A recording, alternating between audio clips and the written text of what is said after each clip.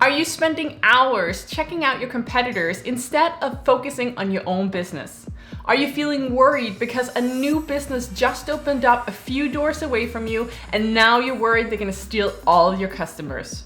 Well, today I'm gonna teach you my proven methods for how you can use your competitors to your advantage.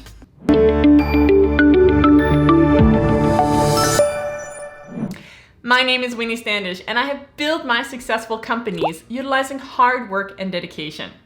When I first opened my original brick and mortar location more than 8 years ago, we were the only business around of my type. But it didn't take long until a new business opened up that was very similar. Today, there's more than 8 very similar businesses to mine within a 1 kilometer radius. And guess what? I'm still going strong, and my business has not suffered because of these proven methods. The first way you can use your competitors to your advantage is by researching them before you open up your business. When you're first starting your business and you're researching your customers, you should be adding all of this information to your business plan. It should contain details about who your competitors are, what area they're in, how close to your projected business location, what products and services they're offering and at what price point. And it should also contain details about who their customers are. All of this data will ensure that you can compare it to your product and services so that you understand where you have your competitive edge and what's going to drive customers to your business. The second way you can ensure that you are using your competitors to your advantage is by doing a double check on your own business when a new competitor opens up.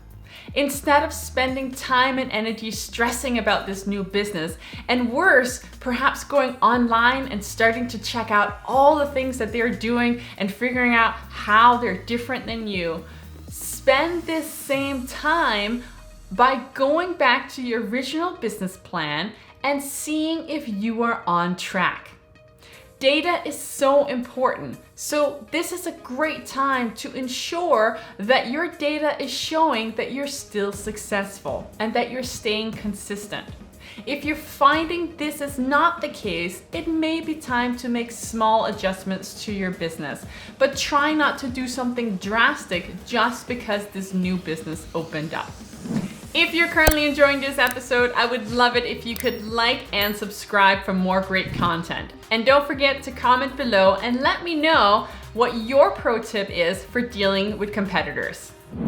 And the third way you can ensure that you are using your competitors to your advantage is by understanding that when a new business opens up in your area, it is actually going to increase traffic, which means more customers.